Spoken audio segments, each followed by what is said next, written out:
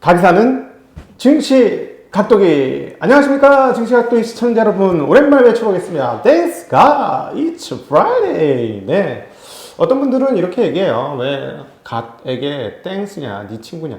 근데 종교의 어떤 근원적인 그 종교가 발언되는 그런 그 베이스를 보면 얼마나 인간적인 신으로 화하느냐에 따라서 그렇게 된다고 저는 개인적으로 생각합니다. 그래서 뭐 좀 친구처럼 그렇게 대하자 해서 Thanks God, it's Friday라고 얘기합니다. 네, 오늘 미국 시장 재미났어요. 이 핑퐁 게임 하듯이 왔다리 갔다리 합니다. 그동안에 어제는 다우 전통주 강세, 그 전날은 나스닥 반등, 그 전에 또 다우 강세. 자, 오늘은 반대 또 나스닥 강세. 자, 왔다리 갔다리. 다우는 오히려 나스닥에 비하면 좀 쉬었다라고 표현할 정도로 상승폭이 작았습니다. 0.58% 올랐고요. 다우는 2.5% 급등했습니다. 지수가 2.5%면 아시겠지만 굉장히 큰 폭으로 올랐죠. 그 사이에 러셀 2000도 조금씩 꾸준히 많이 오르고 있습니다. 2%대의 상승을 보여주었다는 것이죠. 자, 이 흐름이 도대체 무엇이냐라는 것, 오늘 금요일 3월 10일 미국 마감 시간에 여러분들에게 하나하나 설명드리도록 하겠습니다. 증시각도기 TV 시작하겠습니다. 네, 증시각도기 TV 많이 부족한데요. 그래도 여러분들이 저 지켜주셔서 여기까지 오고 있는 것 같습니다. 개인적으로 이런 생각을 합니다. 그 많은 투자자분들이 이렇게 저렇게 신경 쓰기 싫어서 개인 투자로 전환하는 경우가 굉장히 많은데, 이제는 좀 한국에서는 그렇지 않아야 될 것 같아요. 그러니까 이것저것 다 귀찮다, 그냥 다 신경 쓰기 싫고 내 돈이나 벌면 되지 하는 게 굉장히 많거든요. 그래서 제가 조만간에 그렇게 드러나고 싶지 않은 분들을 드러내는 일을 좀 하고 싶은데요. 네, 좀 드러나야 될 필요가 있을 것 같습니다. 주식 투자, 기업 투자죠. 전 주식 투자란 말보다는 기업 투자란 말이 훨씬 좋다고 생각하는데, 기업 투자는 장기적으로 사회적으로 봤을 때 자본주의 시스템에서는 상당히 양호한 구조를 만들어주는 시스템이에요. 다른 거에 비해.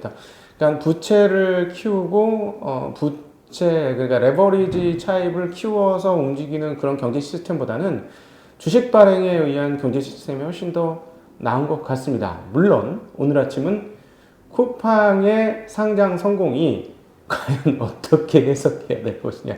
오늘 이 얘기는 하루 종일 한국 시장에 얘기가 나올 거기 때문에 더 이상 얘기 안 하겠습니다. 이거죠. 뉴욕이 잘못된 거야? 우리가 잘못된 거야? 우린 지금 어디에 있는 거지? 이런 생각을 하게 하죠. 쿠팡이 100조가 넘었습니다. 여러분. 네, 이마트 얼마예요? 네이버 얼마예요? 네. 자, 쿠팡이 100조가 넘었습니다. 이런 재미난, 뉴욕이 잘못된 거야? 우리가 잘못된 거야? 자, 네. 둘 다 잘못된 거. 네, 그런 생각이 드는 아침입니다. 자, 오늘 미국 시장 정리를 해드리죠.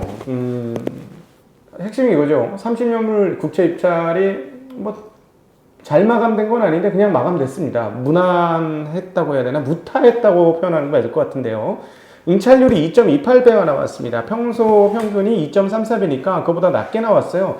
사실 이거 깜짝 놀랄 수도 있지 않았을까요? 네, 그거보다 조금 높지만 응찰률이 2.1배 이렇게 나왔으면 좀 깜짝 놀랄 수 있었겠습니다만, 근데 특별한 상황들 몇 가지가 있었습니다. 뭐냐면 버라이전이 회사채 발행을 했는데 무려 1,000억 달러의 자금이 모였어요. 오랜만에 투자 등급의 회사가 회사채 발행을 한 거예요. 그렇기 때문에 거기에 돈이 쏠리니까 국채보다 이쪽이 더 눈이 더 갔겠죠. 아무래도 버라이전 망할 것 같지도 않고 금리도 국채보다 나을 테니 그렇게 된 거죠. 그리고 또 하나, ECB에서 그 금리와 관련된 발언들이 몇 개 있었습니다. 이것들로 인해서 국채 금리가 상당히 안정되었고 시장이 안정된 흐름들을 보여주었는데요. ECB 발언들을 한번 보도록 하죠. ECB가 채권 매입 속도를 조금 높이겠다라고 발언했습니다. ECB가 기존금리와 팬데믹 긴급 프로그램 규모를 늘리진 않았어요. 이걸 늘리진 않았는데 유연하게 채권을 매입하겠다라고 했는데, 이게 무슨 말이냐면 양적 완화의 총 한도는 유지는 하지만 금리 상황에 따라서 빨리 샀다 늦게 샀다를 정하겠다는 거야. 내가 총량 예를 들어 100이라는 걸 살 수가 있는데 금리가 갑자기 너무 훅 하고 2만 원 뛰어 올랐다. 그럼 그때는 채권을 좀 사줄 거야. 지금처럼 또 떨어지면 뭐 천천히 사지. 뭐 이런 식으로 이 속도를 조절을 해서 금리가 너무 팍팍 튀어 오르는 것을 막겠다라고 지금 22가 이야기를 했습니다. 22 성명서에서는 금융 여건과 인플레이션 전망에 대한 동반 평가를 바탕으로 다음 분기 PPP 팬데믹 긴급 매입 프로그램입니다. 매입이 올해 첫 몇 달보다 상당히 더 빠른 속도로 이루어질 것이다 라고 강조를 했습니다. 네. 라베트 총재도 이렇게 얘기했습니다. 구체 수익률 상승은 시기상조의 긴축을 이끌 수 있다라는 우려를 표했습니다. 그러니까 미국보다 오히려 유럽이 훨씬 더 민감하게 금리 상승에 대해서 지금 이야기를 하고 있어요. 왜냐하면 여기서 금리까지 올라가면 경기가 풀리지도 않았는데 사실은 미국은 지금 그 OECD에서는 6.5, 그 다음에 그 다른 그 투자은행에서는 지금 7.2 이런 정도의 2021년 GDP 성장률 예상이 나오고 있잖아요. 굉장히 높은 성장을 할 거라고 보고 있는데 22 쪽은 그렇지 않죠. 그러니까 유럽은 그렇지 않아요. 그런 상황에서 금리가 오르면 되게 불리해지니까 지금 22에서는 팔 걷고 발 걷고 나서고 있는 상황입니다. 그래서 미국의 금리가 상당히 안정되었고요. 그러다 보니까 이제 통화도 금리가 안정되고 그러니까 갑자기 이제 달러가 올랐었잖아요. 90에서 92 정도까지 올랐었으니까 그것도 좀 안정되는 흐름입니다. 달러 지수가 91.4로 뚝 떨어졌어요. 거의 0.5% 가까이 뚝 떨어졌는데 정말 재밌는 건 엔화는 안 떨어져. 108.53이야. 근데 원화 같은 경우는 좀 다시 1140원에서 30원 떨어졌고 달러 위안도 6.54까지가 올라갔던 게 지금 6.47이에요. 6.479. 그러니까 오히려 신흥국 통화들의 강세가 상당히 나타났고 브라질 헤아리도 2%나 근데 고점이었거든. 그냥 최악세였다가 급하게 이쪽 신흥국 통화들이 강세를 보여주고 있습니다. 자, 이런 환경에서 어떤 일이 벌어지고 있냐면 유가 및 원자재는 다시 강세를 나타내고 있어요. 유가가 66달러 가까이. 우와. 그 다음에 구리도 다시 9,120달러로 올라왔고요. 비트코인 57,600달러. 이런 식으로 다시 유가 원자재 가격들이 오르고 있어요. 그러니까 지금 이 상황들은 굉장히 골 때리는데 인플레이션은 없지만 인플레이션의 기운이 계속해서 움직이고 있는 상황이에요. 어제 우리가 CPI와 근원 CPI에서 봤습니다만 연준이 얘기했던 대로 인플레이션 없어. 인플레이션 아무리 찾아봐도 없죠. 없는데 근데 인플레이션 있을 것 같아. 이게 지금 섞여 있는 거죠. 그러니까 지금 이게 또 하나 더 한 번 더 까서 보면은 뭐냐면 경기 회복되는 거 같지? 맞아. 중국 가동률, 공장 가동률이나 막 이렇게 수출입, 그리고 한국의 수출입, 그다음 반도체 쇼티지 이런 등등을 보니까 경기가 회복되는 것 같아. 근데 이게 인플레이션으로 가는 건가? 근데 인플레이션은 없네. 또 수치를 찾아보니까 그럼 뭐지? 통화 가치가 하락하는 건가? 1.9조 달러 사인했잖아요. 바이든이 하루 땡겨서 사인해버렸습니다. 급하게. 그러니까 이게 뭐지? 하고 이렇게 좀 섞여 있는 상황이에요. 섞여 있어. 인플레이션 같은데 아닌 듯도 하고 지표를 보면 경기 회복인 것 같은데 불안도 하고 통화 가치 하락인 듯 하면서도 아닌가도 싶고 통화끼리 움직이는 거 보면 이런 짬뽕 비빔밥 뒤죽 박죽 이게 비빔밥 정도가 아니고 죽이에요. 죽 하도 많이 섞여가지고 이런 상황들이 지금 나타나고 있다.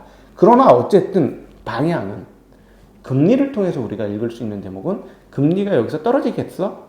떨어질 것 같아? 그건 아닌 것 같아. 그건 지금 다들 동의하고 있어요. 금리가 떨어질 것 같지는 않다라는 거. 그러니까 이제 원자재 가격도 오르고 그렇다는 거죠. 자, 오늘 특징적인 흐름들 살펴보면 어제 우리 중국 시장, 오후 중국 시장에서 말씀드렸습니다만 중국과 미국 반도체 관련 미팅을 한다고 했어요. 그래서 이거 이제 막고 있는 거 풀리지 않을까 하는 생각이 들면서 오히려 미국 쪽에서의 반도체 지수들이 폭등을 했습니다. 필라델피아 반도체 지수가 무려 4%나 올랐어요. 근데 이제 기술주 전반적인 상승이었고요. 나스닥 바이오텍도 2.8%나 올랐습니다. 빅테크들도 뭐 오르긴 했는데 이런 섹터 기술주들의 상승폭이 상당히 크게 나타났다는 게 상당히 특징입니다. 많이 오른 것들은 마이크론 테크놀로지 4.5%, AMD 4.79%, 어플라이드 4.00%, 엔비디아도 4.21%. 테슬라도 4.7%나 오르면서 반대로 웰스파고는 1.7% 떨어졌고 버크셔도 1.1% 떨어지면서 어제는 정반대의 상황들이 나타났다는 거. 전통주들은 별로 재미가 없고 기술주들은 다시 금리가 안정되니까. 그런데 여러분 말씀드리고 싶은 건 금리가 안정될 거냐? 응? 연말에 금리 어떻게 될까요? 연말에 금리가 1.3 이렇게 갈까요? 상상하기 어렵죠. 1.7 갈까요? 그건 확률이 높을 것 같아. 상식이에요. 지금 상황에서는. 자, 금리가 더 오를 수 있을 것 같다고 생각하는 건 충분히 상식이고 계속해서 말씀드리는 건 할인율은 올라갈 것이다 라는 점도 다시 한번 말씀드립니다. 원칙에 대해서 말씀드리는 거예요. 원칙에 대해서. 시장 심리가 어떻게 움직일지 몰라요. 자, 쿠팡을 보면서 여러분 느끼지 않습니까? 시장 심리예요, 이게. 지금 근데 빌 해크먼도 투자했다고 그러더라고요. 놀라운데, 어떤 막 논의들이 있어요. 개인적인 사람들이 오고 갈 때. 야, 이 쿠팡 로켓 배송한데, 여기 로켓 주식이야. 와, 로켓 쌓아 올리는 스페이스X 같은 거야. 한국의 스페이스X야. 뭐 이런 재미난 이야기들이 돌지 않습니까? 스페이스X로 생각했을 수도 있지. 미국 사람들은. 로켓 배송이니까. 예. 네. 하여튼, 사람이 모여서 만드는 게 불확정적이라는 겁니다.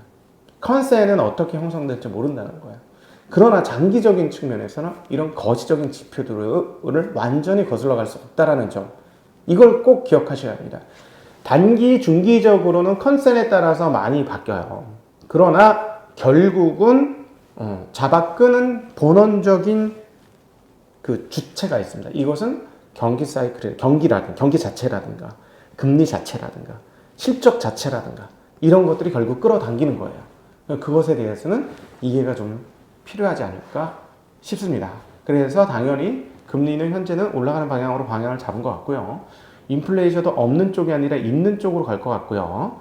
아예 없진 않을 거죠. 그래서 시장이 이번에 우려한 거 아닙니까? 그러니까 거기에 맞춰서 보시되 컨센까지 다 맞춘다? 이건 어려운 일이에요. 갤브레이스의 1929년 대공황의 책을 보면 1926년부터 이거 너무 과도하게 오른 거 아니야? 버블 아니야? 이랬어요. 1927년 이거 버블이야. 28년 완전 버블이야. 29년도 이젠 버블이라는 얘기를 안 합니다. 그러고 뻥 터졌죠, 버블이. 그런 겁니다. 네. 우리가 빅숏에서 보시면 미국의 부동산 2005년에 버블이야. 2006년에 완전 버블이야. 말도 안 돼. 그래서 숏치죠. 2007년 더 올라요. 말도 안 되는 일이 벌어집니다. 그러고 나서 2008년도에 붕괴가 왔습니다. 여러분, 버블이 그게 당장 꺼지는 게 아니라니까요, 여러분. 여기에 대한 이해를 꼭 좀 하시면 좋을 것 같아요. 몰라요, 정확한 시점은. 그러나 어쨌든 본질 가치가 잡아 끈다는 거. 본질 가치가 밀어 올려주든가 잡아 끌든가. 네. 여러분, 오늘 행복한 주말 되시길 바라고요. 저는 어제 하도 일격을 크게 당해가지고, 분해서 잠이 안 오더라고. 네. 그런, 새벽에 눈이 빨리 떠지는 그런 날이었습니다. 자, 저는 그래서 일찍, 퇴청하도록 하겠습니다. 이따 오후 시간에 여러분 뵙도록 하겠습니다. 인사드립니다. 안녕!